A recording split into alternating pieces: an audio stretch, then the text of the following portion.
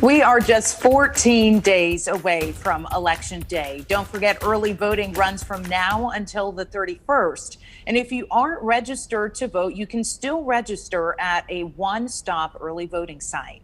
Nearly 2 million North Carolinians have voted so far. More than 1.3 million voted at a one-stop early voting site. More than 653,000 voted by absentee ballot. Now, because of a recent court ruling, mail-in ballots can now be counted until November 12th at 5 p.m., but they have to be postmarked on or before Election Day. All eligible votes will be counted through November 12th. The Board of Elections is also getting in touch with any voters whose return envelopes were not properly completed. If your absentee ballot needs to be fixed, your County Board of Elections office will reach out to you within 24 hours after they get your ballot to tell you what needs to be changed. Blind and visually impaired voters can now request an absentee ballot online. The system now works with screen readers. A new portal allows voters with visual impairments to safely and securely cast ballots on their own. To access it, you can go to the North Carolina Board of Elections absentee ballot online request portal. The deadline to request an absentee ballot is October 27th.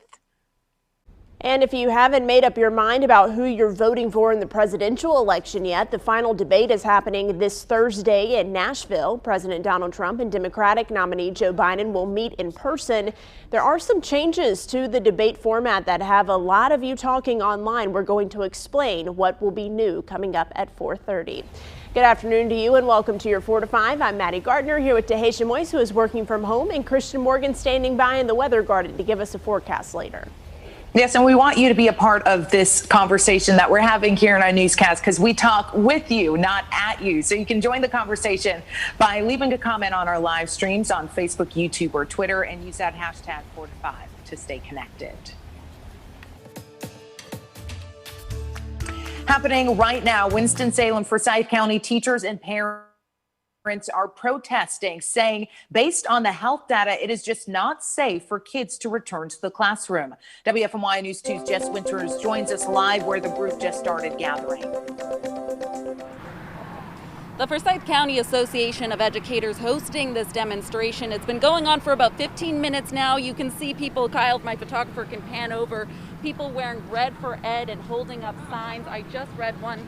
Excuse me, sorry, I walked away from the mic. I just read one that said, "Our children deserve better." I spoke with the president of the FCAE earlier today. Her name is Val Young, and she says teachers are all for getting people back into the classroom, but not until it's safe.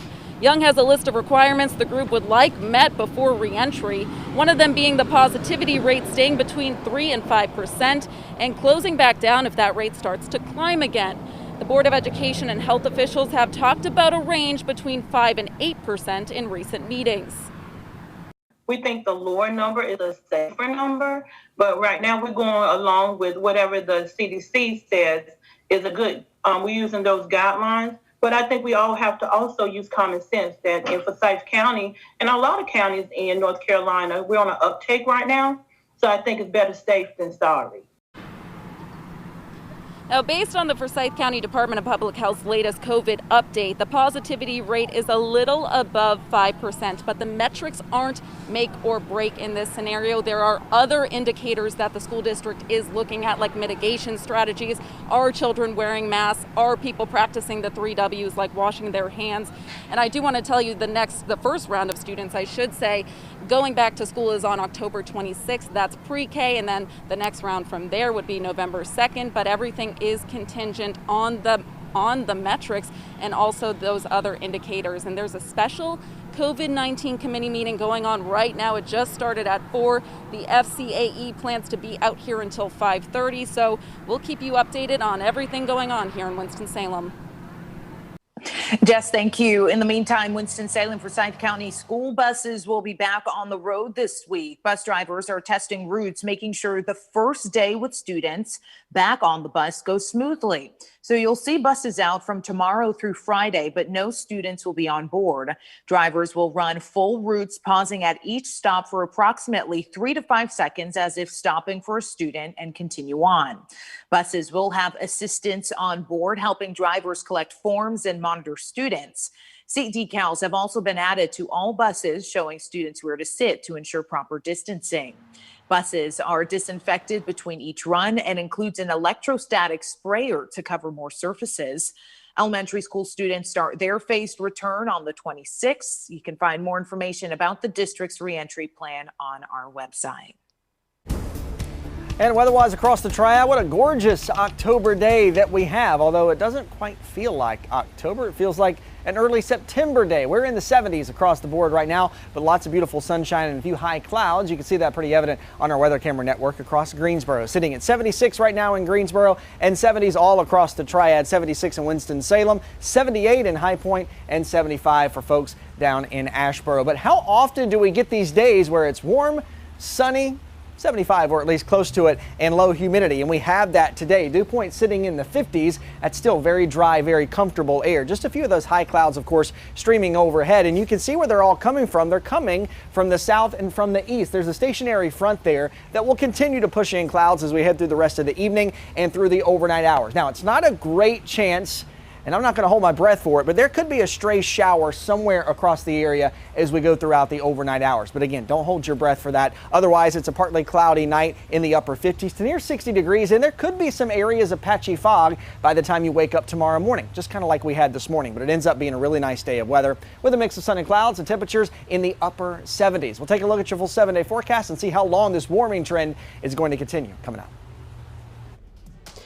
Let's turn now to your 4 to 5 roundup. The Senate is on track to confirm Judge Amy Coney Barrett to the Supreme Court by next Monday. Senate Majority Leader Mitch McConnell says the process will begin as soon as the Senate Judiciary Committee wraps up on Thursday. That's when they're expected to recommend Barrett's nomination to the full Senate. By Friday, votes are expected with a final vote on Monday. Barrett's confirmation would mean a conservative majority on the Supreme Court. Conservative radio host Rush Limbaugh says his cancer is progressing in the wrong direction. He went as far as to say he's under a death sentence. On Monday, Limbaugh told listeners that recent scans showed his stage 4 lung cancer was progressing when previous scans showed it was dormant. He was diagnosed in early February. The next day, President Donald Trump awarded him the Presidential Medal of Freedom. Ireland's government is putting the country under its highest level of coronavirus restrictions for up to 6 weeks. They hope it combats a rise in coronavirus infections. People are now asked to stay home and only exercise within a 3-mile radius of their home. Only essential stores are allowed to open and restaurants are takeout only. No social or family gatherings are allowed, but schools will stay open. Ireland has a population of nearly 5 million. They reached 51,000 COVID-19 cases on Monday. And XPO Logistics is hiring in the Triad. The transportation service is looking for 100 people to help out during the holidays and beyond. Permanent, seasonal, full-time, part-time, hourly, and salaried positions are all available. The company is looking to fill all of those openings by November 15th, and you can learn more on their website. The 4 to 5 will be right back.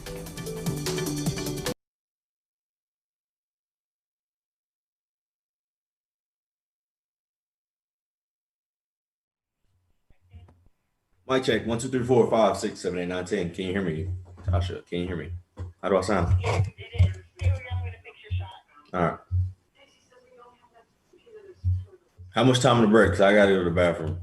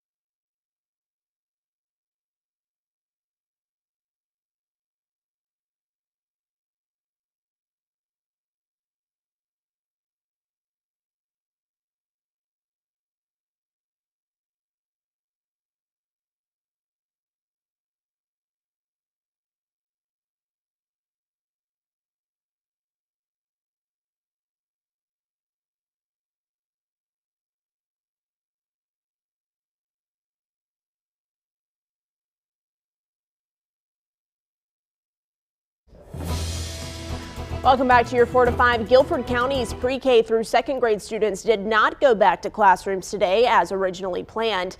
The Guilford County Health Department recommended kids not go back, saying the coronavirus data is trending in the wrong direction. The district says they'll announce a new plan on Friday after they see updated data from the health department. But that decision not to go back to class came less than 24 hours before kids were set to return, and it left many parents and caretakers scrambling last minute trying to figure out what to do. Our digital guru, Jalen Gilkey, is with us this afternoon. Jalen, how are people reacting to this news of kids not going back on our social media pages? Well, I'm gonna be honest with you, Maddie. Most people are upset with the decision made by the school district. Let's jump into our first comment. It comes from Maxine. She says, instead of complaining, pray that your child doesn't have the virus. Next, we got a comment from Kathy. She said, sad, no notice. Next, April, she says, I am so tired of saying keep them safe. It is such a ridiculous narrative. Kids can somehow be in daycare since March, but going to school is unsafe. And our last comment from Mohan, she says, a hybrid method with 3-day school is a good way to begin rather than 5 days at a stretch.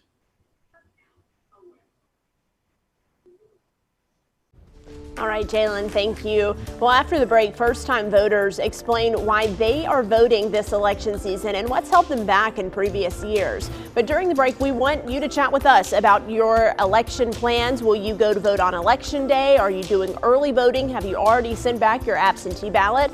Let us know your voting plan and let us know if this will be your first election voting. You can find the live stream on WFMY News 2's Facebook page. We'll see you there.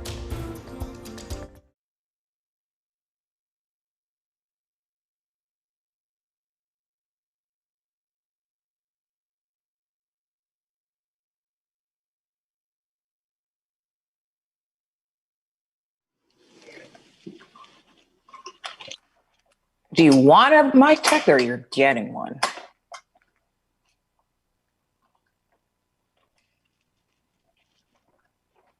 Okay, mic check 1, 2, 3, 4, 5, 6, 7, 8, 9, 10. Mic check. Hello. Mic check 1, 2, 3.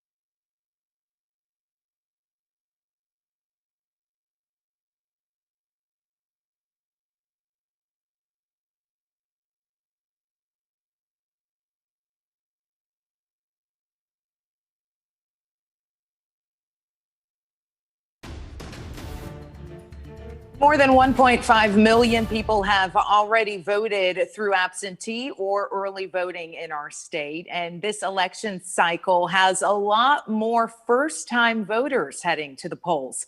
Our sister station in Dallas explains why first-time voters are heading to the polls in this election in particular.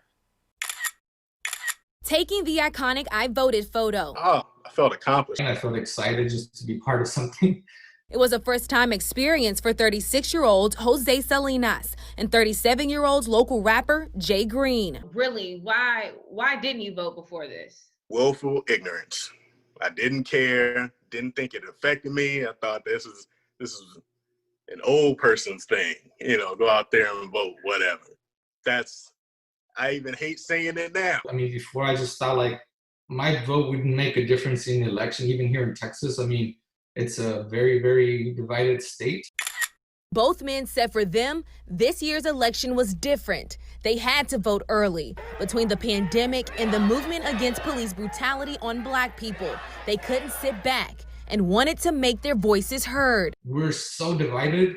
I mean, I see it in family members and friends and coworkers. Everybody's kind of divided, and we need to come together and just make this country whole again. This election, I think, is more about people's moral code. That's why I think it was important for me this time to do the talking at the ballot box. And millions of other Americans felt the same way. So far, over 25 million people have voted early. In Travis County, more than 183,000 people voted in person during the 5 days of early voting. That's nearly 22,000 more votes compared to the same period for the November 2016 election. You can't sit by and expect good things to, happen. You got to go out there and cause some good trouble. Just go vote. That's all it takes. So I did want to make a quick correction. That was from our sister station in Austin. Travis County is in the Austin area. But guys, you are hearing the reasons that people are wanting to vote. Some saying, what's happening in the world today, racial justice protests spurring them to vote. I'm all for people exercising that right. I'm going to say it time and time again. Mm-hmm. And what I love about this is that both of those men were so open to saying, look, I made a mistake in the past. I didn't vote in the past. I realize that was wrong now. I've done a 2 cents about this when Shaquille O'Neal came out a couple of days ago and said, I've never voted before until this year. I mean, that's okay that we recognize that, and there's growth from it, I think, is the most important part. Yeah, guys, we mentioned it yesterday. It's about the only thing that we've had control over in 2020. So why not exercise that right? Why not go out and vote? And it's really cool to see how excited they were about their first time voting. I remember as soon as I turned 18 and registered to vote, it was such an exciting thing to see them on fire and on board with that and exercising that right is absolutely something that we should all do. All right. And there's something. Go ahead, Maddie. No, you're good, Tahisha, please. I was just going to say there's something special about voting and for first-time voters out there, whether you're just turning 18 or you may be 45, there's still that kind of like butterflies that you get in your stomach knowing that you were able to do it. Absolutely. We are so lucky to be able to vote in this country. All right, coming up next, this year's Trunk or Treat that's hosted by United Way of Greater Greensboro was canceled because of the pandemic, but the organization has another way for the community to get involved and help kids enjoy Halloween in a safe way. So coming up next, we're going to tell you about Kits for Kids. You can see that story after the break.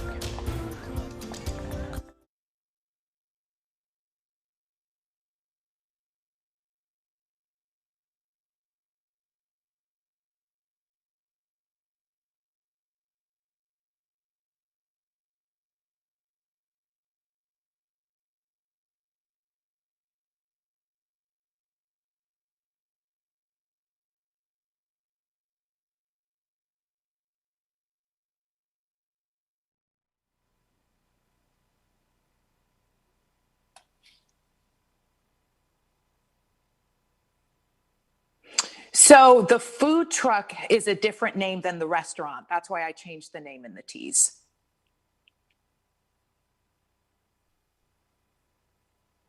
What did you write for the Streamless? Yeah, that's fine. But you were talking in the tease about how the food truck was expanding. So that's why.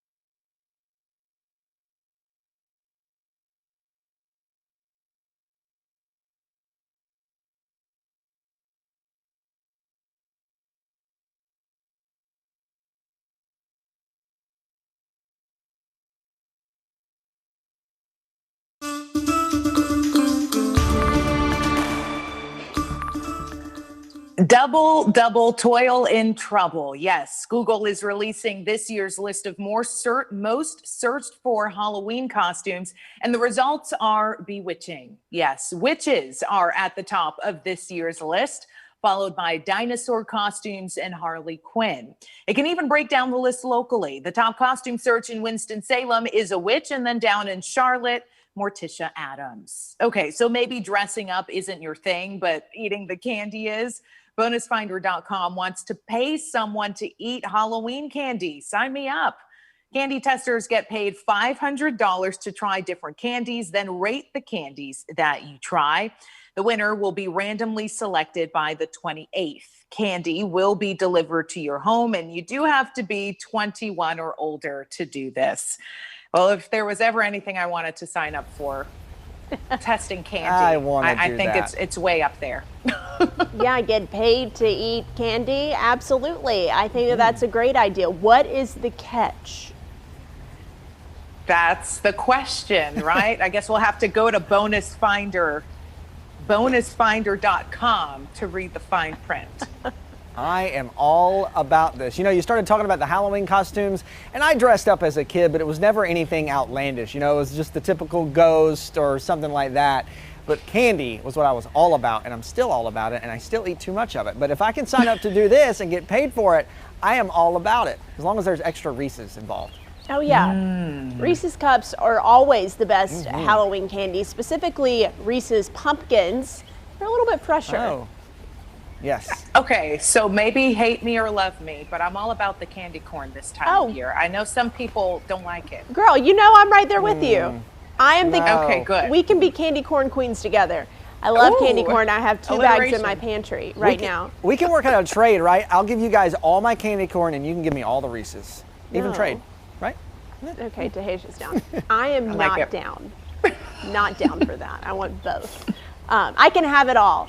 All right, moving on. This is a cool story. Stick around for this one. United Way of Greater Greensboro's Young Leaders are going to host an alternative event in place of this year's usual trunk or treat, which was canceled because of the pandemic. They're hosting something called Kits for Kids. It's a volunteer opportunity that really anybody can get involved with. All you have to do is assemble a kit, and it can include anything from coloring books, crayons, chalk, a healthy snack, and other items that kids need. Lauren Forbes with the organization says it's disappointing not to host the Trunk or Treat event this year, but this new event is a way to bring the community together.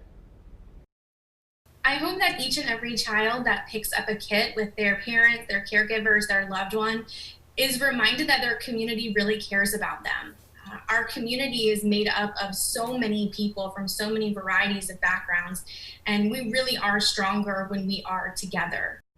You can drop off your kits at United Way this week. If you want to host a drive, go to unitedwaygso.org/trunk2020, and we'll have that information for you on our website. I love that people are getting creative once again. It's like at the beginning of the pandemic, we saw all of these small businesses getting creative of how to safely serve customers. And now once again, we are seeing people get creative to celebrate Halloween and to make sure that kids still get all of the things that they would get at the trunk or treat, just in a new way. Yeah, but did you see the addition? I don't know if you were looking closely at the photo. I know Tim Buckley's dad would be happy. There was a toothpaste and a toothbrush in there to give out alongside your candy. I want to say that I wouldn't be the house to do that, but I 100% would be the house giving away like a toothbrush or a granola bar, just to mix it up in the trick-or-treat pumpkin. There used to be this house close to my house on our street. Of course, you absolutely can't do this right now, but they would pop fresh popcorn out, and I always thought that was so cool and so innovative. You could smell it all the way down the street. Of course, I guess the smells are all that we're going to get this year. But you know, like you said, it's really cool to see people being innovative and coming up with creative ideas to still give kids and even adults and even older folks a Halloween. And I think we'll see that as we get into Thanksgiving and Christmas, really innovative ways to kind of make the holidays still happen, even though we can't do it in big groups or like we're used to. Yeah, my grandma used to make homemade Rice Krispie treats and give those out.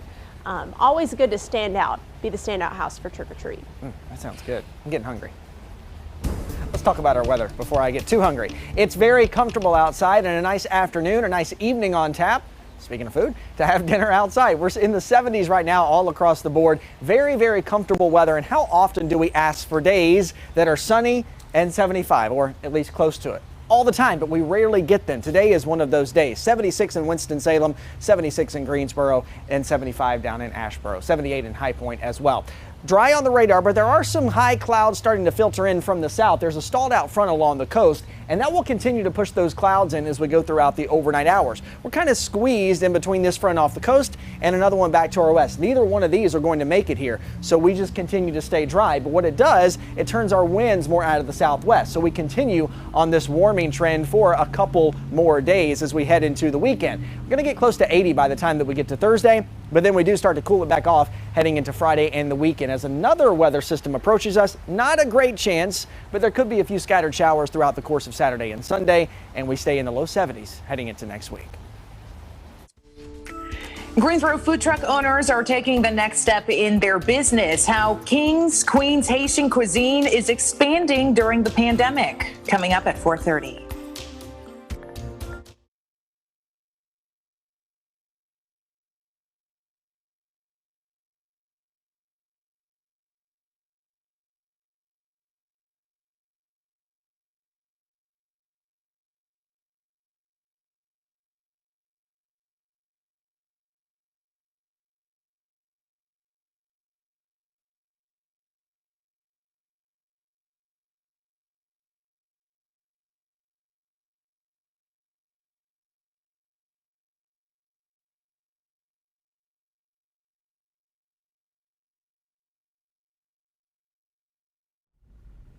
Hi, ice cold milk and an Oreo cookie. They forever go together like a classic combination.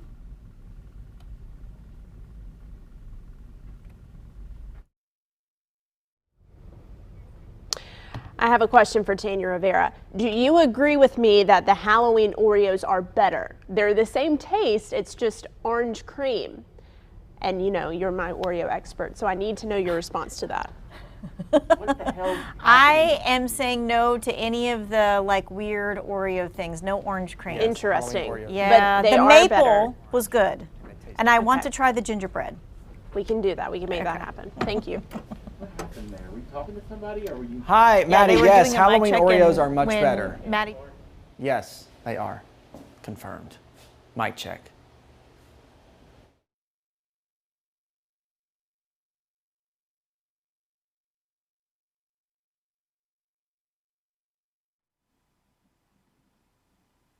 For me, Attorney General Josh Stein says mail-in ballots can now be counted until November 12th.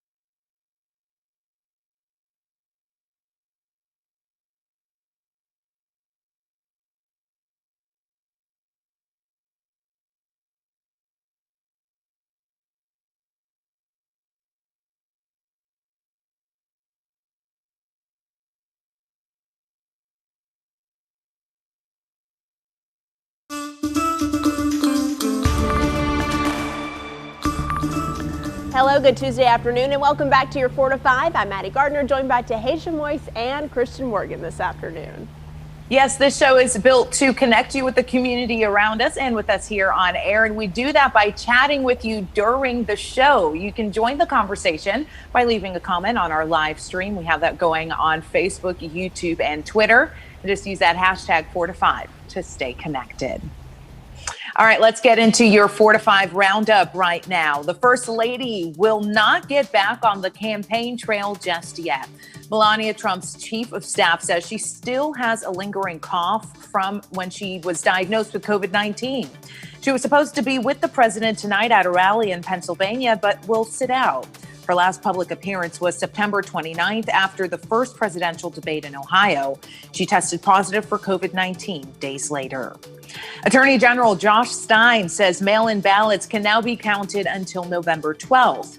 The decision comes after a back and forth in the courts. The Board of Elections is also contacting any voters whose return envelopes were not properly completed. Any mail-in ballots postmarked on or before Election Day will be accepted up until November 12th. All eligible votes will be counted. Rapper 50 Cent says he will vote for Donald Trump. He shared an image on Instagram Monday from a network news broadcast that showed the top 1% of earners in New York City could face a combined tax rate of 62% under Democratic nominee Joe Biden's plan. 50 Cent, whose given name is Curtis Jackson, lives in New York City. The tax plan on Biden's campaign website says he won't increase taxes on anyone making less than $400,000.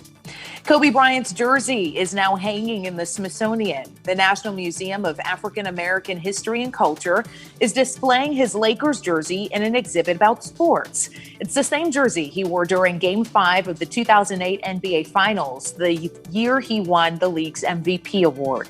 It's on display beside LeBron James's Equality sneakers by Nike.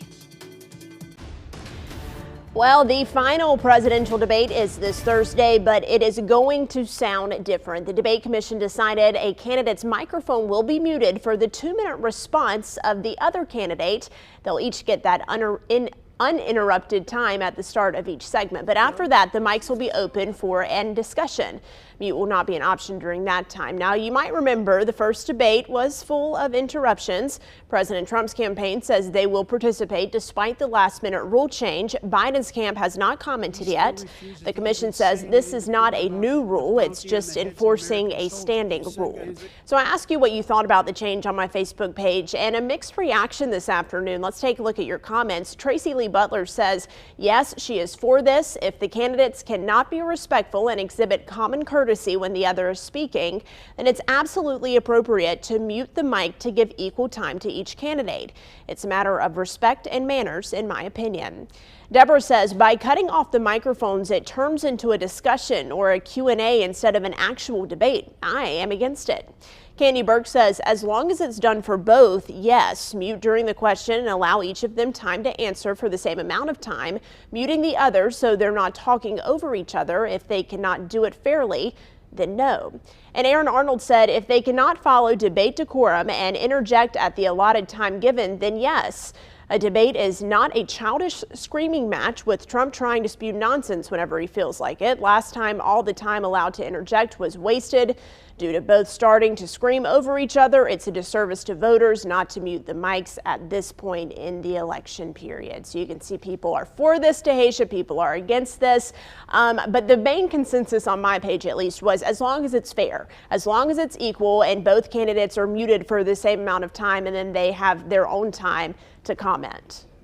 I just think it's ironic that we've gotten to this point, right? Because we were kind of just joking about it the day after the debate. Oh, maybe it's going to be on Zoom. And then they tried to do a virtual. Oh, maybe it would work if they turned off the mics. And now that's what they're doing. But it is important to note here, the commission was saying that the candidates really, they're going to turn off the mics for the first 2 minutes when they're asked the question so that the candidates can respond that way. And then after that, that I guess will be the healthy debate, hopefully, that we'll see. So there were some people in the comments saying, as long as that happens, then I think it's okay.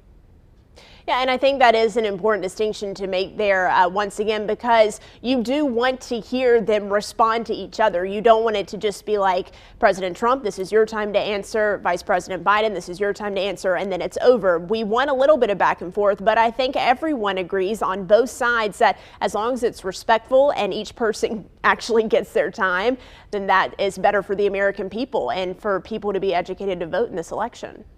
You better believe I'll be watching, and we will have a wrap up the next day on your 4 to 5. Same thing happens in TV. If you talk too long, they'll cut your mic off. But the weather's nice, so I'm going to talk about the weather, why I do have time for that. A really nice October day across the Tri. We're sitting in the 70s, and how often do we ask for sunny and 75 weather? all the time, but we rarely get it. Today is one of those days, and it's a beautiful day across the Triad. Beautiful Carolina blue sky, although we have started to see some of those high clouds filtering in across the sky. Sitting at 76 in Winston-Salem right now, 76 in Greensboro, 75 in Asheboro, 78 in High Point, and we're in the low 70s back to the western counties, the foothills, and as you head up towards the mountains. You can see those clouds filtering in really from the south and from the east on our radar view, all with a stationary front that's kind of parked just off the coast. As we head through the overnight hours, we'll see some more of those clouds build in. I'm not sold on it yet, but it's also not out of the question that we have a stray shower or some sprinkles heading into your Wednesday morning. Again, it wouldn't be anything much at all, and it'll be over by daybreak. Could see some areas of patchy fog developing too. We'll be down in the upper 50s to near 60 degrees, and your Wednesday ends up being a really nice day of weather, topping out in the mid 70s with a mix of sun and clouds. We'll talk about how long that warm up is going to stick around and take a look at what's happening in the tropics coming up. All right, some good news here on your 4 to 5. Lexington is holding an event in place of the canceled barbecue festival. That's not so good news, but this is all an effort to lift the spirits of the community, and it is appropriately named Lift Up Lexington. It will focus on giving back to the community. They're having a food drive and a blood drive this Saturday. There are 7 drop-off locations for the food drive that will benefit Pastor's Pantry. You're being asked to bring 5 unexpired, non-perishable items. That can be anything from canned goods, cereals, pasta, even crackers. The event coordinator, Stephanie Nassette, says this event is just as important for the business as it is for the community. You know, it's hurting. Our town is, again, with the challenges that the pandemic has presented, and the fact that we're not having 100,000 people into downtown or uptown Lexington, we felt it was important to involve the merchants as well. So several barbecue restaurants will have tents set up to collect donations from 11 until 7 p.m. Donors will get a coupon for a barbecue sandwich that they can redeem that Saturday at the restaurant they donate to. The blood drive, by the way, will benefit the American Red Cross. It's happening from 10 until 3:30 p.m. And people who donate blood will get a t-shirt and a free barbecue sandwich. To register, you can go to the Red Cross's website. Just use the code BBQ Festival. Opening a restaurant in the middle of a pandemic, not common for sure, but a brother and sister duo are hoping you'll stop by and experience something new. They just opened a Haitian restaurant in Whitsett, and they say COVID wasn't going to stop them from pursuing their dream. A piece of the Caribbean, yours for the tasting. We Haitian, our food is different. On Sunday, brother and sister Hilder and DJ Vilner opened King Queen Caribbean Bar and Grill in Whitsett. It was a success, and also it was hard. Hilder has worked in restaurants all his life after immigrating to the U.S. from Haiti in 1992. But DJ says it was always his dream to own his own business. So then he sat down, he was like, well, if I can do it for people, why can't I do it for myself? So together they started the King Queen Haitian Cuisine food truck. They traveled all across the state, introducing people to Haitian food, like this pineapple bowl, one of their most popular dishes, filled with either seafood or meat, rice and beans, and pineapple salsa. And we cook with different spice. I think people need to try it. Last year, they signed a lease to open a brick-and-mortar restaurant, not knowing a pandemic would try to derail their plan. We was hoping to open by end of March, if not March, maybe. We was thinking April, May. Despite the setback, they pushed forward. We've been through a lot trying to beat COVID, because I'm not going to let COVID win. DJ says they are grateful for the support their grand opening received, but says if they're going to make it, they'll need some help. Like if people know someone that did a job, a cook, server, bartender, we need them.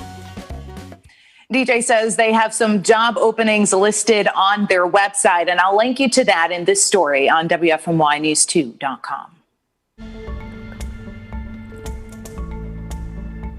The good old driver's license photo. I mean, you try and get yourself in there, right? But the fluorescent lighting, it doesn't look so good. Hey, taking your license picture often looks like a mugshot, friends. Does it not? Yeah. Do we dare show our pictures? I will if Haisha does. All right, let's do it. Okay, here we go. Very nice. Look at that. That does not look too bad, I gotta say. So, folks at home, we are showing you. Here we are, right? Showing you our license photo pictures. Like we're out there for you. We're out there. All right. So, Tahisha, do you have any tips on how to take a really good driver's license photo? Because yours and Maddie's look really good. Well, first I gotta wear makeup because that makes me feel good, and you gotta wear something that makes you feel confident.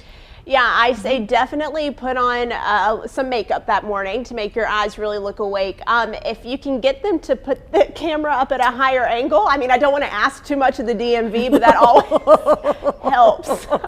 It does. They can do that. You waited for like 5 hours. True. They can do that. Well, and you think to yourself, you have to show it to people, right? Yes. Okay, so you want it to look decent. A lot of people don't want to ever show their license pic because, you know, it doesn't look so good. I had us do all of this ridiculous show and tell because I want to make sure that folks get this piece of information. You do not need your license with you at the polls to vote in this election season. It is not needed. And I know this is a little confusing for some because at one point, you did need your license or your photo ID, but no more. Again, no license or photo ID is needed to vote this year.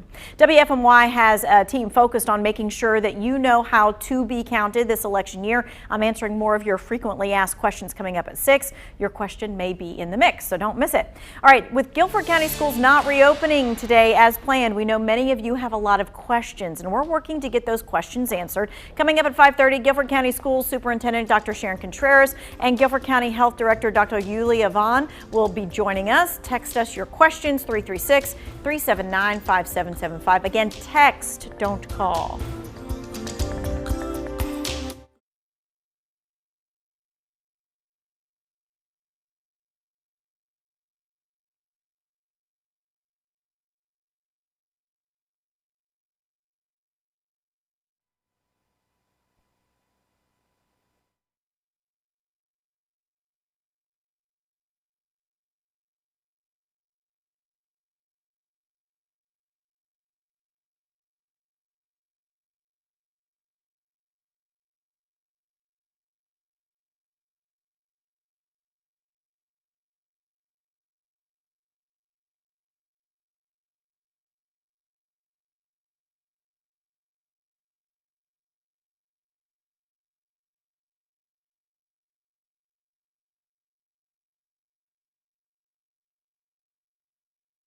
Tasha, can you hear me? Can you hear me? How do I sound? All right. Can you still hear my thing? Because it's my phone. So I just want to make sure you can't hear my. I can't hear it right now, but we're also in break, so it doesn't help. No, but I'm saying because what you were hearing, it wasn't the live stream. It was just my phone. Like it was the IFB for my phone.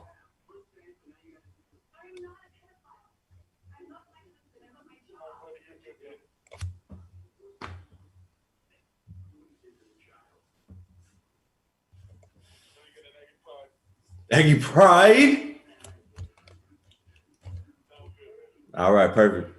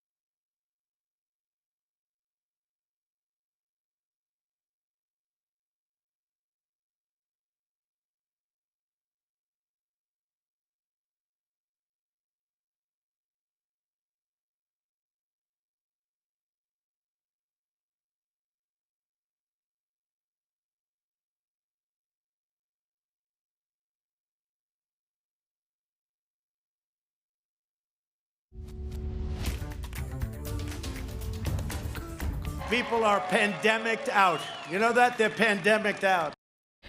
Well, that is President Donald Trump saying people are tired about hearing about the pandemic. He made the comment during a rally where he also criticized Dr. Anthony Fauci. Dr. Fauci did a 60 Minutes interview where he criticized the president for hosting a so-called super spreader event at the White House last month in the Rose Garden. So some of you saw that story on our Facebook page, and they took the time to explain how they feel about the pandemic. And Jalen Gilkey is taking a look at those comments now. Hey, Jalen. Hey, Maddie. Yeah, another topic that's got the people pretty divided. Our first comment, she said, comes from Betty. She says, "I think we are all just plain tired." Next, we have a comment from Margaret. She says, "I am so sorry for anyone that has lost a loved one to this virus. Just pray that it will soon leave." We got a comment coming from Katie. Katie says, "We are all weary, but we have to stay diligent and focused. It's for our citizens." And our last comment comes from Shannon. She says, "Yes, but that doesn't mean we can stop talking about it, nor that it will just go away." All right, Jalen, thank you. You can keep chatting with us about this story on the 4 to 5 live streams. You can find us on Facebook this afternoon. Join our conversation there.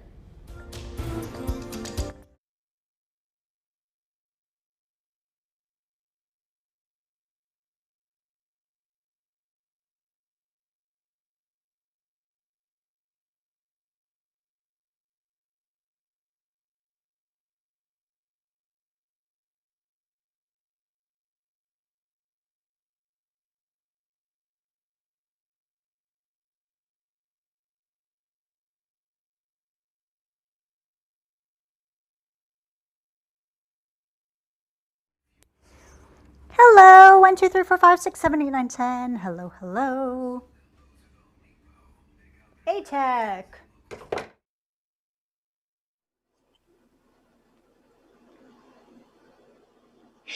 Yes, so I wanted to bring you into the conversation. So I asked you on my Facebook page, what's one of your biggest fears?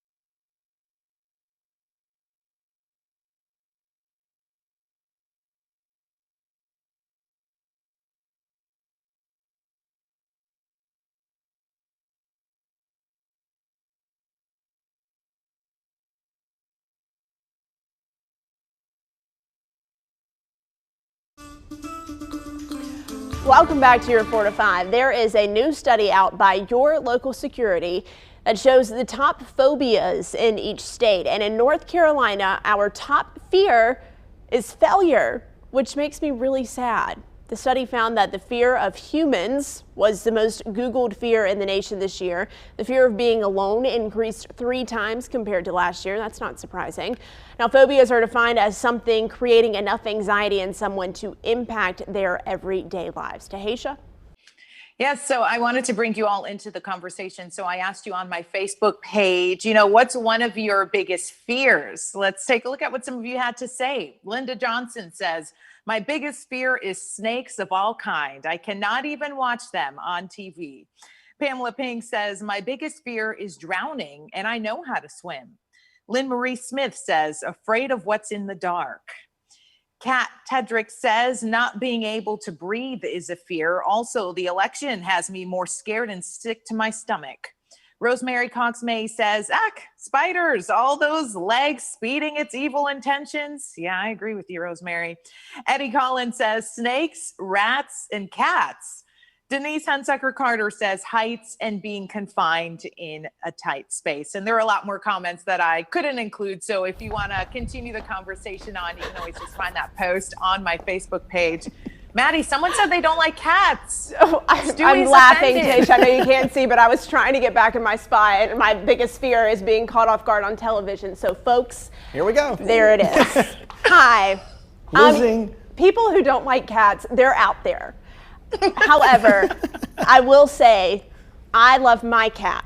And so, I understand. Cats are a little bit creepy when they hide and pounce, but I like cats.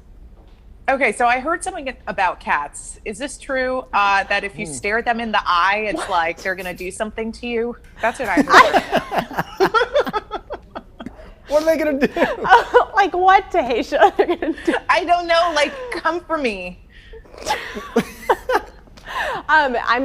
Maybe. They're unpredictable. I think that's why people are scared of them. Dogs are unpredictable too sometimes. I was going to say this is why I'm a dog person, but I love all the animals. I was going to say my biggest fear was losing my hearing, but we got way off track on that. That is what we were talking about. Biggest fears. Thank you, Christian, for bringing it back. Tahisha, a lot of people have some real fears out there. I think it's interesting that in North Carolina, the biggest phobia was a failure. Mm-hmm. I don't want to fail either. Yeah, I'm right there with all the people who voted that. I'm kind of a perfectionist and I like things to be done and I don't like letting people down. And so I feel that if I fail, then I'm doing that. We must be a very ambitious state. It's a good way to be. Yeah, not a bad thing. We always want to be successful. Mm-hmm. All right, let's talk about our weather. It is successful and it's nice today in the 70s. And how many times do we ask for it to be sunny and 75? And how many times does it actually end up that way? Not often, I can tell you that. We're sitting in the mid 70s across the board and all dry, just some high clouds streaming overhead, mainly from the south and east. And as we go through the overnight hours, those will continue. I'm not sold on it yet, but there could be a sprinkle or a stray shower somewhere across the area as we go through the overnight hours and into the early morning part of your Wednesday. We'll also see some patchy fog, much like we did this morning, with temperatures dropping down into the upper 50s to near 60 degrees. Wednesday ends up being a nice day of weather, starting out in the upper 50s near 60 and then warming up into the mid 70s again with a mix of sun and clouds. Now, we also had to talk about what's going on in the tropics. This is Tropical Storm Epsilon. It has become a little more organized and has strengthened up just a little bit since we last spoke yesterday, and it also has picked up speed, now moving at 12 miles per hour. It will likely become a hurricane in the next day and then curve on back out to sea. Not going to be a concern for us here in North Carolina, although it could create some rip currents along the coast heading into the weekend. That dry weather warming up as we continue through the week, cooling back down over the weekend.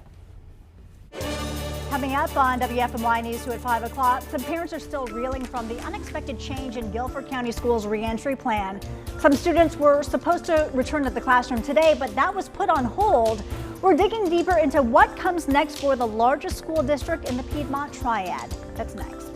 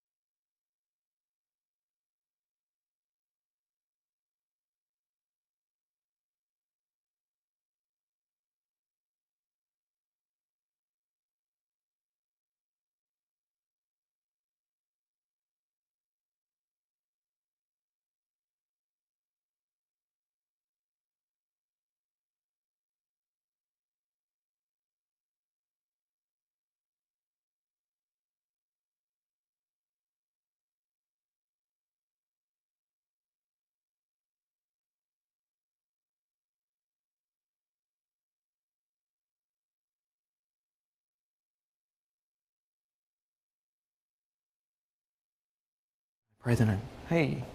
Hi, mic check, 1, 2, 3, 4. Thank you. This thing finally cut off back here, thank goodness. I can hear. Hi, Alabama, Alaska, Arizona, Arkansas, California. Hi there, Tiana's doctors believe she will continue to heal and could make a full recovery. Hey, mic check 1, 2, 3, 4, 5, 6, 7. Hey, mic check out here with the FCAE. They are protesting, they're holding up signs, they're wearing red for Ed. A lot of people are honking.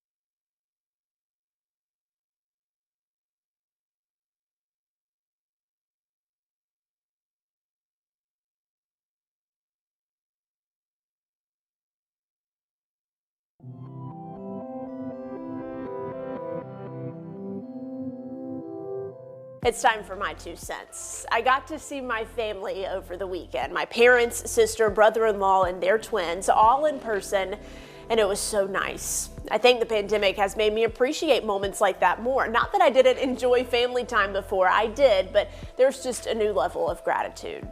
Over the past 7 months, I've had a lot of time to think about what really matters. When things go away, social gatherings, friends, events, and when so much is on the line, jobs and health, it forces you to consider what's truly important. And for me, it all boils down to family, or the people I love most.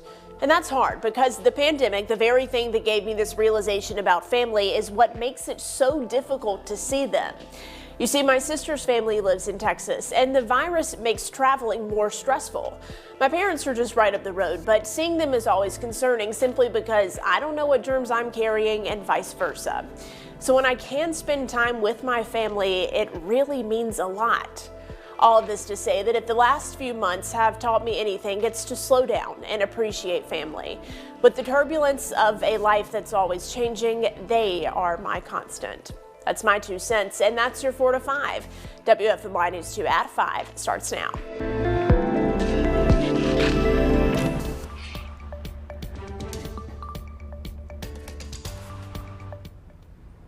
Guilford County School Board members are speaking out after the district postpones its reentry plan, while Winston-Salem Forsyth County teachers and parents are protesting over the district's reentry plan. Winston-Salem Forsyth County school leaders are meeting right now to talk about the latest COVID-19 metrics. WFMY News 2's Jess Winters joins us live now, where the Forsyth County Association of Educators is sharing their concerns. The Forsyth County Association of Educators, also known as the FCAE, want to be back in the classroom with their kids, with their students, but they want some assurances it is safe enough to do so, and that is exactly why they are out here today. They are wearing Red for Ed, they're holding up signs, they're chanting. I'm sure you can hear them, but they also have a list of requests, including more cleaning staff to sanitize buildings, a concrete plan for closing schools again if the numbers get too high, and much more. We know all the kids want to come back. We want them back, you know. But we got to do it safely, because we can always make up a day or a year, but we can't make up a life. So do we have enough staffing? Do we have enough nurses? Do we have enough people to, when you start thinking about screening children, do we have enough people to screen our kids? In a special meeting that started at 4 p.m., the Board of Education Special COVID-19 Committee addressing some of these concerns, saying they have it covered. The district says there will be a nursing assistant assigned to every school at least 1 day a week. Also, there will be trained staff and student screening teams in every school to take temperatures daily. Still, the FCAE says it might be too soon for an in-person return for pre-K students. That's going to happen on October 26th if the metrics say it is okay. But this is a very divided district, let me tell you. The superintendent here says a third of parents want their kids to stay home, a third want a hybrid model, and a third want them to totally return.